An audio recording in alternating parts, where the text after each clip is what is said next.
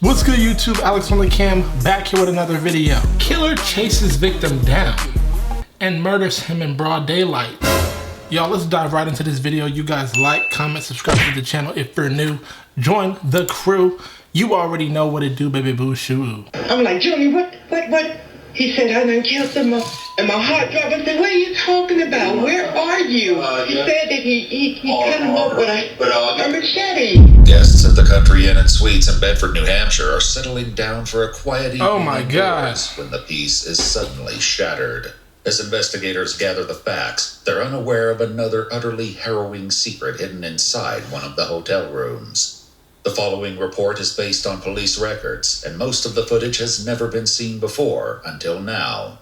Please note that while the following CCTV footage is intense, it does not show anyone being physically harmed or injured. Shortly after 4:30 on August 21st, 2021, two men check into the hotel. The one on the left is 28-year-old Nathan Cashman, and the other is 42-year-old Theodore Lucky. While nothing seems amiss at first glance, one of these men harbors murderous thoughts about to be unleashed. And I mean, from the time I seen this guy, I don't know, I just had a bad feeling about him. Creepy. Minutes after... Hold on. Right now, what I'm thinking is these two men are checking into a hotel. It's either got to be two reasons. They're a gay couple and they're over here about to, do some freaky shit. Or they got the hotel for the night because they plan on going out that night and getting some girls and, doing the do. Right now, I'm just wondering, why are two men checking into a hotel? This encounter, a witness in room 312 hears hair-raising cries from the hallway on the third floor. It sounded like a man screaming at the top of his voice, help me, and several times, 3 or 4 times. And then I heard somebody, it sounded like footsteps following him behind him. And then I heard silence, but I heard like banging, like somebody was hitting the walls on the hallway a couple times. And then it was silent. And this is all things that you heard? I heard, yes. Did you see anything? No, I was not going to open the door. Okay. Although most witnesses stayed inside their rooms to avoid the danger, the hotel security camera captured the unfolding violence. Oh, a witness shit. staying in room 218 notices two men at the end of the hallway engaged in an altercation. And when I got off the elevator, there was two men at the end of the hallway, one of which was beating one man with the hose of a fire extinguisher. And when they heard the elevator ding, they turned and one guy was screaming, "Get the police." And the other guy started moving toward me that was beating him. So I ran to my room as quick as I could and got in with my key. And then I called the main desk about 8 or 9 times and couldn't get through. And then about 10 minutes later, I had on my door. Photograph. Just that footage right there, like you see the guy over here going to different doors and trying to open it, and the black dude is just walking down the hallway like a creep with a damn machete in his hand. That's crazy. And don't mind me, kind of smirking or laughing, y'all. Literally, when I get into these situations where they're supposed to be serious, I'm the type to where I just need to laugh it off. I don't know what's wrong with me. Couldn't get through. And then about 10 minutes later, I had police knocking on my door. That's Photographs crazy. taken of the crime scene show glimpses of this encounter near the second floor window as guests struggle to avoid the bedlam. One of the witnesses describes a desperate decision Nathan was forced to take in a panicked attempt to save himself.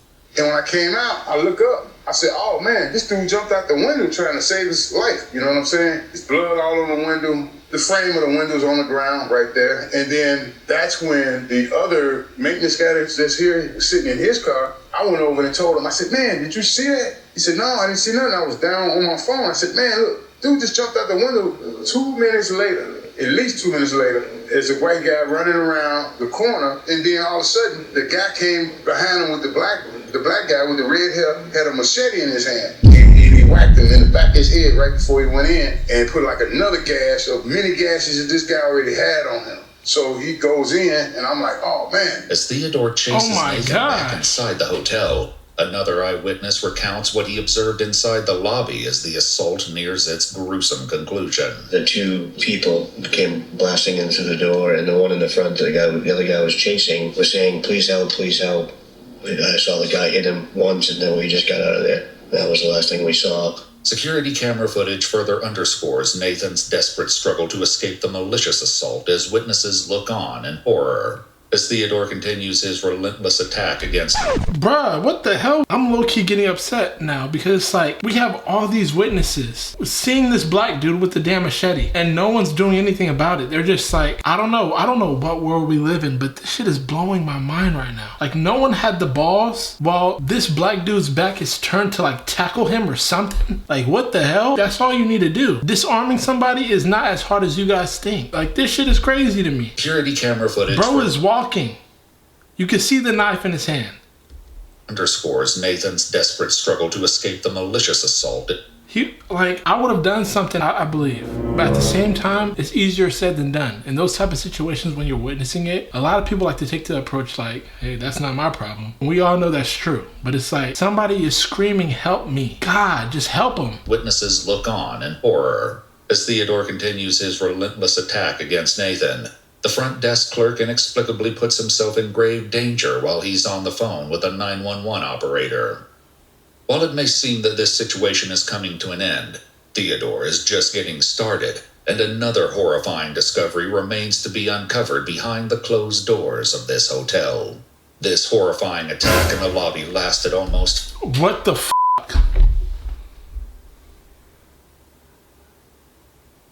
Bro didn't even try to... Oh my God, did y'all see that? Of this hotel. This horrifying attack in the lobby... He lets him pass. Now, chat, y'all know...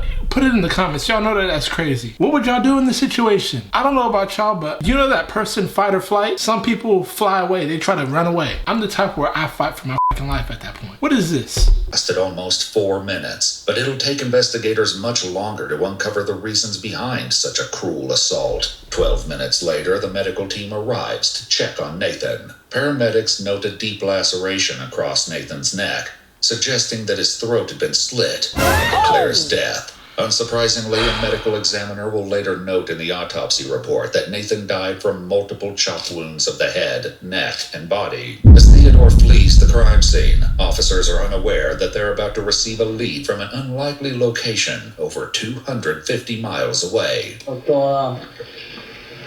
My wife just got a call from her son. Okay. He just killed somebody in New Hampshire. Okay, he just got out of prison, apparently, and it's been back and forth down here. She come home, she's all upset. I'm watching the game, me and my cousin, she blew my high. She tells me, Junior just killed someone. Where the hell is Junior at? He's in New Hampshire. I talked to him on the phone. Sure was that? I'm positive it was him, okay? And he's telling me, Dad, I understand, and I'm talking to him, telling him what not to do. Hey, I understand what's going on. He'll get killed tonight, okay? Because they're looking for him. More officers from the Asbury Park Police Department in New Jersey arrive on the scene, and Theodore's mother, Vivian Brown, relays vital information. That's fucking crazy. I got a phone call from my son. He was hysterical, he was cussing, and my son don't cuss around me. He's like, Mom, you was f***ing right, you was f***ing right. I'm like, Junior, what? He said, I done killed them all. And my heart dropped. I said, what are you talking about? Where are you? He said that he cut him up with a machete at some hotel or somewhere. And I was like, where are you? Where are you? He said, I'm in New Hampshire. I don't know where I'm at. I said, well, whose car are you driving? I don't know. Mom, I'm lost. I don't know. I'm just going to tell you that I love you. I'm saying goodbye to you. I'm going away for the rest of my life. I don't give a damn if he's dead. I'm covered in blood. I don't know. Oh, my God. Oh, holy shit. Was this dude mental? Why did he do this dumbass shit? What the f***? Don't know. Yeah. As New Jersey officers dispatch this information to the New Hampshire State Police, Vivian shares more about Theodore. He just got out of prison Mother's Day weekend, May the 7th.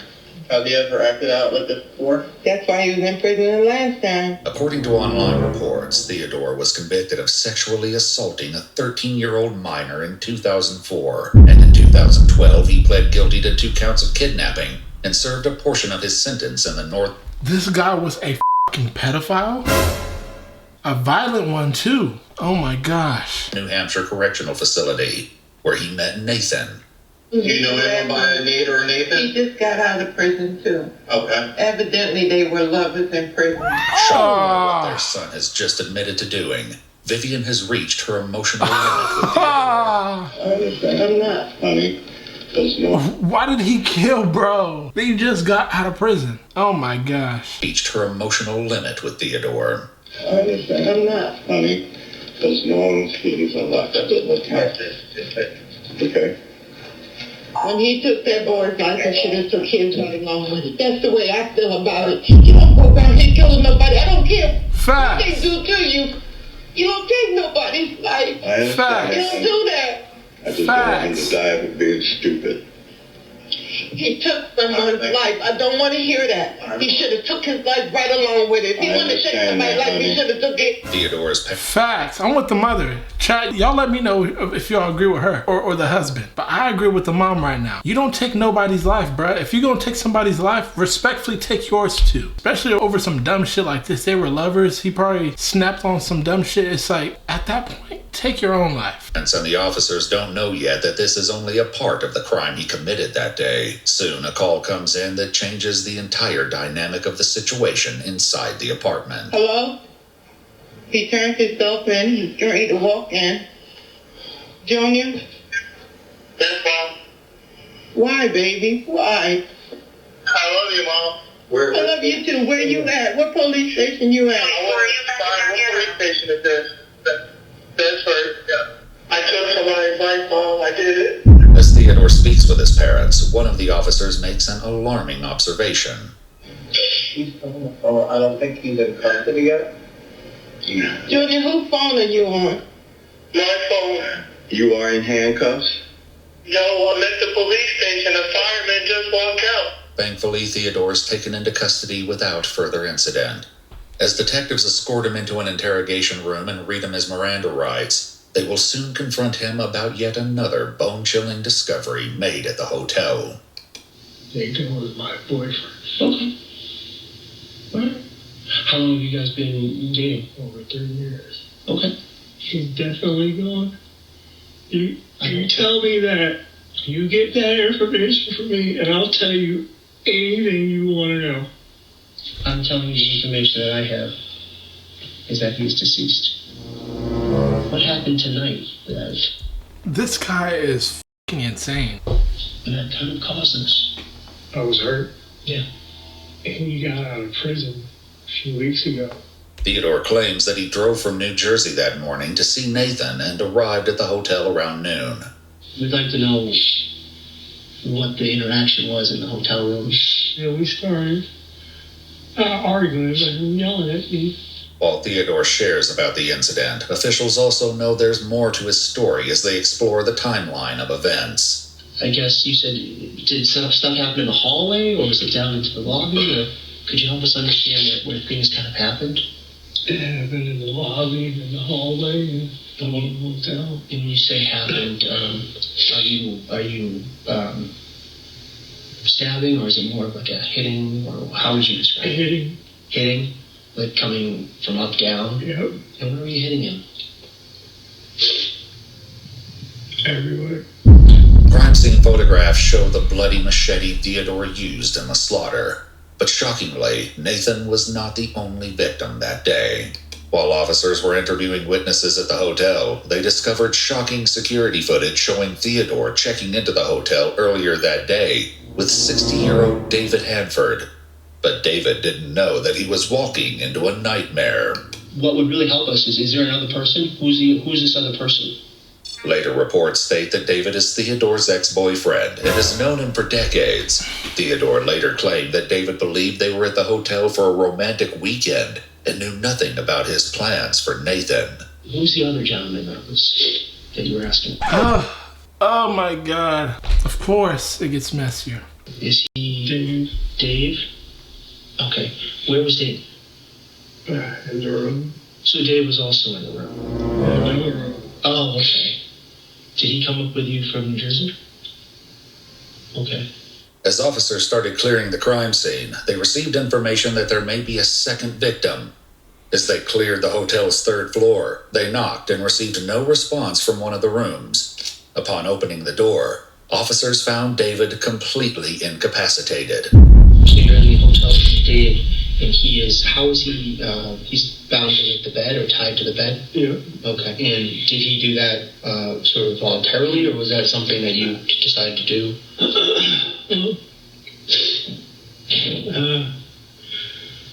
David, well, more so him, he likes the whole SM and bondage type thing. They found David covered in a hotel blanket with a belt wrapped around his neck and clear tape covering his nose and mouth. It appeared he'd been dead for some time. While it's still unknown what prompted Theodore to commit this horrifying act, the eventual answer is something none of the detectives anticipated. Oh my gosh! What the fuck? This black dude is fucking insane. I've never reacted to a video that is this insane to me. This black motherfucker was insane. He was outright out of his mind. Ain't no fucking way. This is crazy. The eventual answer is something none of the detectives anticipated. I told Dave that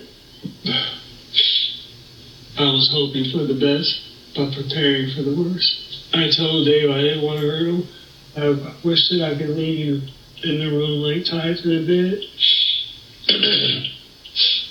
But because I told you everything, you like kept intolerant. But I said, well, things go south. I didn't know what I was going to do. You didn't want him to get out. You know? You mentioned you didn't want him to say what you had said about Nathan. Yeah.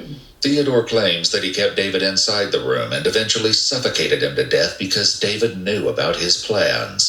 He feared that David might have escaped and warned Nathan about the impending attack. But to understand what motivated Theodore to attack Nathan, detectives must explore their relationship.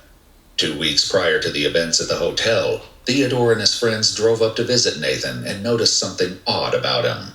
But then I came outside and I was talking to him and I noticed that there was a hickey on his neck. A week later, when Nathan calls off their relationship, things spiral out of control. And he said that he was breaking up. I said, why? That's when he told me he had slept with some girl. Less than 2 weeks ago, you were telling me that you want to be with me, you want to marry me. Yeah, this motherfucker was crazy.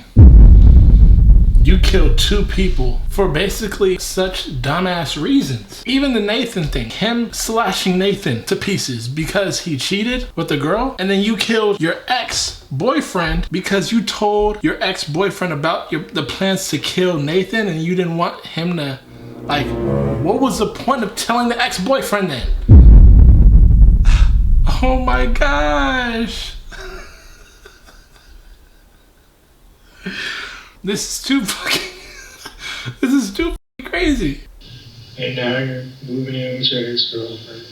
He told me that he wanted to see him. Of course, I wanted to see him. Was that the plan today, just to meet up and to talk, or was... No. We went into bed together. He told me that it felt weird. It was in his head. He'd say he felt like he was cheating on his ex-girlfriend. Minutes after this statement, the attack begins. I wanted to hurt him. I wanted him to feel the pain that I felt. Theodore's rage and feelings of betrayal led to the murders of Nathan and David. On November 7th, 2022, Theodore pled guilty to 2 counts of murder in the first degree. He received 2 life sentences without the possibility of parole. He's currently incarcerated at the New Hampshire State Prison. That motherfucker crazy as hell on BD. What are y'all thinking? If y'all made it to the end of this video, what are you guys thinking? My biggest question is his ex-boyfriend. They checked in the hotel room. He told him what his plans were to do to Nathan. And I'm just thinking, why would you kill him after? As if that was his choice. You wanted to tell him your plan, but then you got scared that he was gonna leak it to Nathan? That makes no sense. Like, he just wanted to kill. I think the dude is just bad shit crazy. I gotta get the f off of this video. Hey, I hope you guys enjoyed this video. You guys please like, comment, subscribe to the channel if you're new. Join the crew. You already know what to do, baby blue shoe. Ooh. I'll see you guys in my next video. Y'all have a blessed one. Later. riding the cake, give me that cake, taking the bait, I got the man, hit on my bait, rapping that slate, all on my bait, I'm rapping that bitch like I'm Pyro, shawty she on like that.